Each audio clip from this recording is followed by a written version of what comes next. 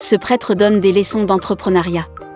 Habitué à traiter des sujets d'ordre général incitant les chrétiens à se surpasser dans leur vie au quotidien, ce prêtre fait cette fois-ci un merveilleux cours d'entrepreneuriat. Mais avant d'y arriver, nous vous invitons à mettre une pause à cette vidéo, à cliquer sur le pouce bleu, vous abonner et activer la cloche de notification pour ne rien rater de nos prochaines vidéos. Écoutez plutôt. Le vrai travailleur, c'est celui qui est créateur. C'est lui qui crée des emplois.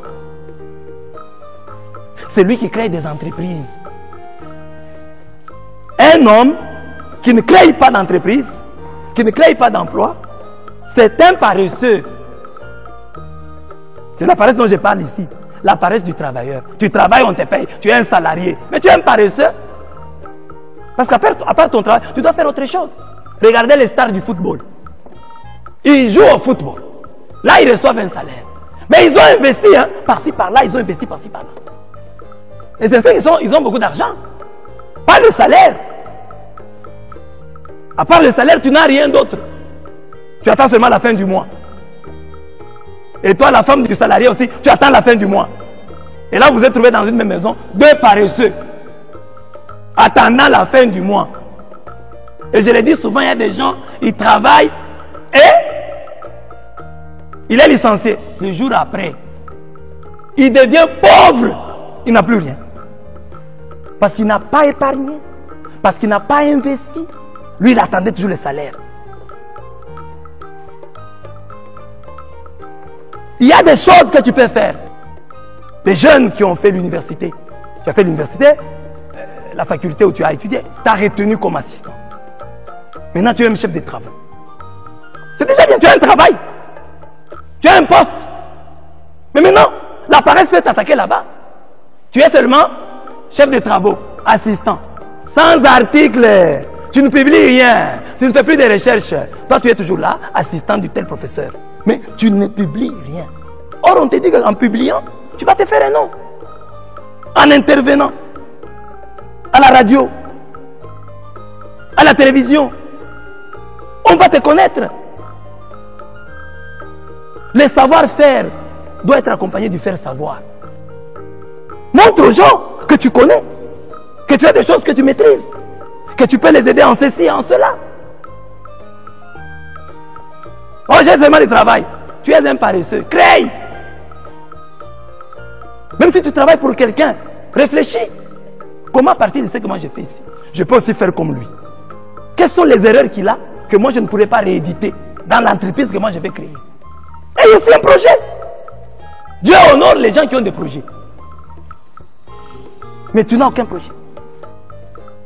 Même les jeunes, tu es jeune à la maison, tu as des choses que tu peux faire. Ici en Afrique, tu peux commencer à élever les poules. Si tu as 30 000 francs, tu peux déjà commencer quelque chose. Tu peux déjà commencer quelque chose. Imagine, tu as fait 2 ans avec un poulailler. Chaque fois que tu avais l'argent, tu payes seulement les poules. Paye les poules, paye les poules. 2 ans après, tu sais combien de poules tu auras? Au moins tu seras un petit fermier. Chez toi là. Tu peux même, à l'occasion d'une fête, dire non maman, ne dépensez pas. J'ai 5 poules ici, je vous les offre pour la fête. Tu es déjà devenu un garçon responsable. Tu n'as pas l'argent, mais le peu que tu as eu, tu l'as investi dans cette petite ferme. Mais les jeunes d'aujourd'hui, dès qu'il a l'argent, premier réflexe, les habits. Et vous savez que les habits là, les chaussures, il y a des choses qui sont faites pour les gens qui ont un peu d'argent. Il y a certaines chaussures, toi tu es encore pauvre, tu es piéton. Tu vas payer des chaussures de 300 $. Et chaque jour tu fais les piétons. Mais ces chaussures vont s'abîmer. Toi paye les ketchs. Des gros ketchs là. Comme tu es piéton, fais des gros ketchs là. Si tu montes avec, tu descends avec, il n'y a pas de problème. Tu n'es pas véhiculé, mais tu vas payer des chaussures qui coûtent cher. Et chaque fois, sur ton avenue là, c'est plein de cailloux. Et tu vas venir les chaussures. Toi fille là, dans ton quartier là, c'est plein de cailloux sur la rue là. Tu payes les talons. Sous les cailloux. Mais tu vas désabîmer. Paye d'abord pantoufles perpètes, comme on dit là. Porte d'abord ça. Un jour viendra. Nous ne sommes pas créatifs. Quelqu'un termine la formation que nous recevons de nos universités. Tu termines les études. Tu commences à chercher du travail. On ne nous a pas formés pour que, ayant terminé les études, nous puissions créer du travail. Nous puissions inventer. C'est ça la paresse. Ne considérez pas la paresse comme simplement le fait de ne pas travailler. Il y a des gens qui font 8 heures au travail et non 8 heures de travail. Ce sont des paresseux mais travailleurs. Il y a des gens qui n'attendent que le salaire. Ce sont des travailleurs mais paresseux. Dieu nous dit de fuir la paresse. Nous voulons que la faim, le pain se multiplie. Travaillons. Nous prions, c'est très bien, mais travaillons. Nous travaillons, c'est très bien, mais prions. Marchons avec les deux. L'Afrique doit se réveiller. Nous avons tant de potentialités. Pour changer les choses. Regardez nos villages. Depuis des siècles. Les maisons sont toujours construites de la même manière. Les villageois ont de la paille gratuite dans nos savanes. Nous avons du bois. Mais regardez les types de maisons que nous construisons depuis des siècles. Ça ne change pas. Les gens n'ont pas dit aujourd'hui, nous n'avons pas de tôle, mais nous devons avoir comme toiture de la maison, mettre un peu plus de paille. Non, chercher un peu, mettre un peu de l'esthétique. Construire ces maisons-là en ordre. Je ris souvent quand je vois le village de Kirikou. Vous voyez le village de Kirikou là, dans ces dessins animés, vous voyez un village bien construit. Hein? Des maisons, des maisons en hutte, mais il y a de l'ordre. J'ai dit, mais ça, on donne une bonne idée hein, de l'Afrique. Mais en réalité, chez nous, ce n'est pas comme ça.